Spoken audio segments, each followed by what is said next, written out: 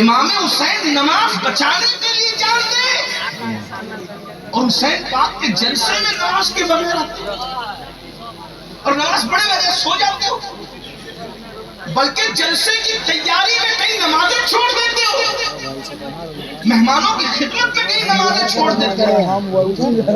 مجھے بتاؤ تو صحیح، اللہ کے رسول حالت جنگ میں بھی نماز نہیں چھوڑ رہے ہیں، اور ہم جلسے کی تیاری کے لیے حضور نے بہت کو اعلان کیا تھا، جو جہاں گئے وہیں کھڑے رہ کر کے نماز پڑھے۔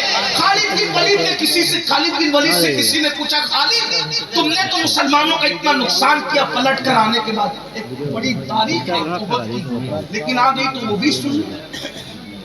50 صحابہ کو، جوانوں کو حضور نے ایک درے پر کھڑا کیا۔ اس درے پر جب وہ کھڑے ہوئے، اس چھوٹی سی پہاڑی کا نام ہے جبل روما۔ غور سے سنیے گا، یہ جو رونا رو رہے ہیں نا، فلسطین اور چچینیا اور بوسنیا اور کشمیر اور یہ رونا رو رہے ہیں، اس کا علاج پیش ہے۔ میری عادت میں کوشش کرتا ہوں کہ مرض کا رونا رونے کی بجائے علاج پر بات زیادہ کی جائے، ہے نا، کیونکہ درد بھری باتوں سے مسائل کا حل نہیں۔ یہ رافضیوں کا طریقہ ہے سینہ پیٹنا کہ قتل کیوں ہوا، قتل کیوں ہوا، وہ ابھی تک پیٹی نہیں۔ یہ حال ہے، ہم لوگ پیٹنے والے نہیں ہیں۔ ہم لوگ کہتے ہیں کہ شہادت جو بھی ہے وہ ہم لوگوں کے لیے ایک تحریک ہے، ایک انقلابی لاہ عمل ہے۔ تو رونا بہت زیادہ نہیں رویا کرو، علاج ڈھونڈو۔ اس درے پر 50 صحابہ کو عبداللہ ابن زبیر نے بلکہ جبیر، تھوڑا سا آج کل ہمیں تلفظ پر دھیان دینا پڑتا ہے، ورنہ اپنے کفیل بھائی تھوڑا پھر لقمہ دیں گے تو پریشان۔ الحمدللہ ہم غوث پاک کے غلام، سبحان اللہ۔ اور ہم تو کوئی فن لے کر بھی نہیں ہیں، ہم کوئی فنکار نہیں، غوث پاک کے فقیر ہیں اور بس وہی لاج ہے۔ کیا بات ہے، اور انہی کے ہاتھ لاج ہے، تیرے ہی ہاتھ لاج ہے یا پیر دستگیر، سبحان اللہ۔ ہم تیرے دستگیر ہیں یا غوث ہے، سبحان تیرے اللہ۔ ہاتھ کے نیچے مرشد، یہاں بھی لاج آپ کی وہاں بھی لاج۔ بے شک۔ بہرحال عبداللہ ابن زبیر کو یہ ضروری تھوڑی ہے کہ 50 صحابہ دے کر کے کہا کہ اگر حضور کے فرمان سنو، اگر ہم ہٹ رہے ہوں تو بھی تم نے نیچے نہیں آنا، اور اگر ہم جنگ جیت چکے ہوں تو بھی تم نیچے نہیں آنا۔ وہ کھڑے ہو گئے اور احد میں صحابہ نے وہ جواں مردی دکھائی کہ چند منٹ کے اندر وہ نامردوں کو بھاگتے بنی جو آئے تھے مصطفیٰ جان رحمت کو ختم کرنے کے۔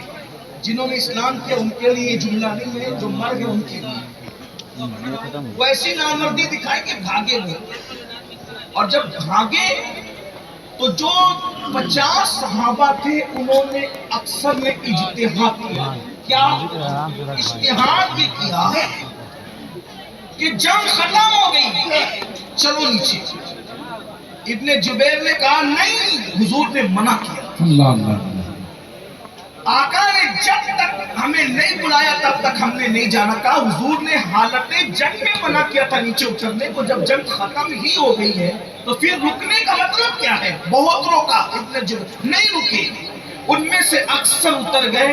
ایک تاریخی روایت کے مطابق 12 یا 14 جوان بچے، باقی سب نیچے اتر گئے۔ جب ان سے وہ درہ خالی دیکھا، جب وہ پہاڑ کا وہ خالی دیکھا تو وہ حضرت خالد بن ولید پلٹ کر آئے اور حملہ کیا، اور مسلمانوں کے جو قدم اکھڑے ہیں، پھر اسی کے بعد حضرت امیر حمزہ کی شہادت، حضرت سیدنا اللہ اکبر مصعب ابن عمیر کی شہادت، عبداللہ ابن جہش کی شہادت، حضرت شماس کی شہادت۔ حضرت شماس وہ صحابی اللہ اکبر کہ حضور پر وہ آس پاس گھوم کر تیر اپنے سینے پہ لیتے تھے۔ 70 صحابہ، حضرت حنظلہ کی شہادت، وسیل الملائکہ حضرت سیدنا حنظلہ رضی اللہ تبارک و تعالیٰ کی شہادت۔ اور پھر یہ کیوں ہوا؟ یہ کیوں 70 جانے گئی؟ 70 کیوں؟ حضور کے ایک فرمان پہ عمل نہیں ہوا، 70 جانے گئی۔ میری قوم کے جوانوں ذرا غور کرو، حضور کے ایک فرمان پہ، نہ میں اس کو خطا کہہ رہا ہوں نہ غلطی کرو کچھ کسی یہ کرو، ایک فرمان پر عمل نہیں ہوا، کس سے؟ روئے زمین پر اصحاب رسول سے بڑی انبیاء کے بعد کوئی قوم ہی نہیں،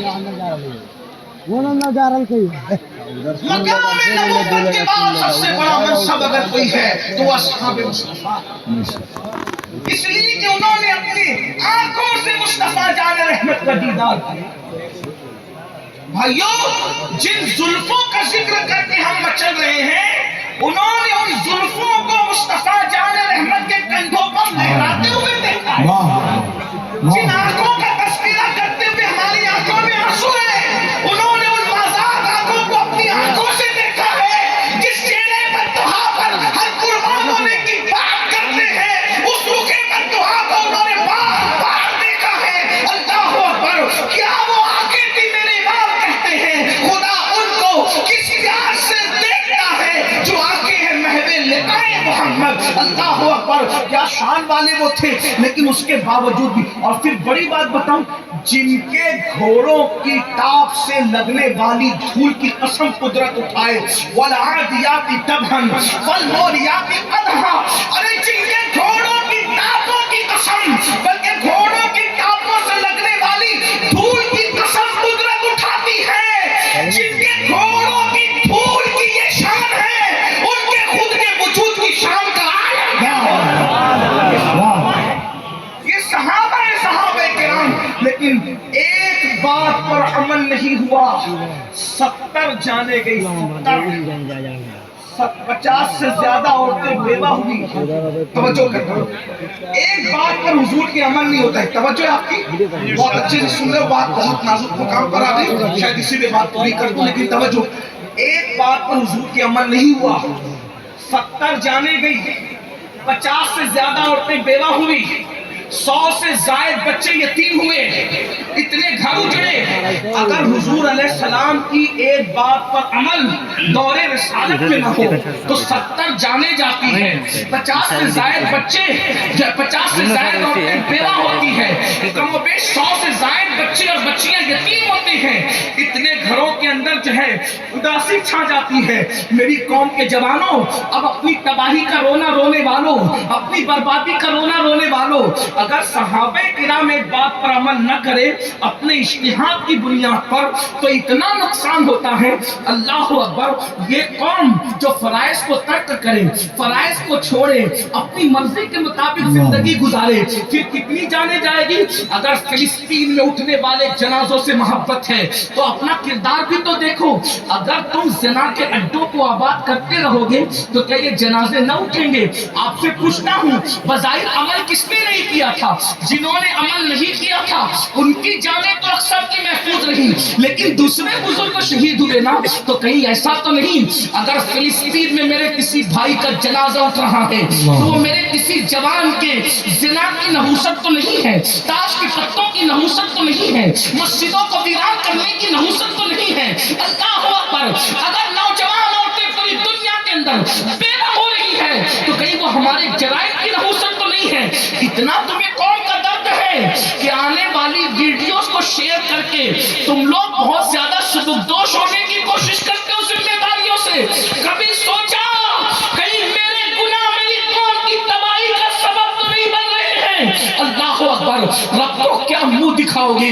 تمہیں بات جو کہنے چلا تھا، خالد ابن ولید سے کسی نے پوچھا، اے خالد سیف اللہ، تم لوگوں نے تو احد میں مسلمانوں کا بہت بڑا نقصان کیا تھا، حضرت امیر حمزہ جیسی ہستی کا سینہ چیرا گیا تھا، کلیجہ نکالا گیا تھا، اور کچا چبانے والوں نے امیر حمزہ کا کلیجہ کچا چبایا تھا، انگلیاں کاٹنے والوں نے انگلیاں کاٹ کر کے گلے میں پہنا تھا، کان اور ہونٹ کاٹنے والوں نے کان، ہونٹ اور ناک کاٹ کر کے اپنے گلے میں پہنے تھے۔ کتنی قربانیاں دی گئی جب یہ دین ہم تک پہنچا۔ آج اس دن کی اہمیت نہیں، جلسوں سے دین نہیں پہنچا، یہ جلسے تو کسی کی جیب خالی کر کے کسی کی جیب بھر رہے ہیں۔ دین پھیلانے والے تو دین پھیلاتے پھیلاتے مالدار سے غریب ہو گئے۔ بہت جانے گئی ہے میرے بھائی، بہت عورتوں کا سہاگ ہوتا ہے، بہت عورتوں کا سہاگ، بہت بچے بیوہ ہوئے ہیں، بہت گھروں میں چراغ بجھے تب دین کا چراغ روشن ہے۔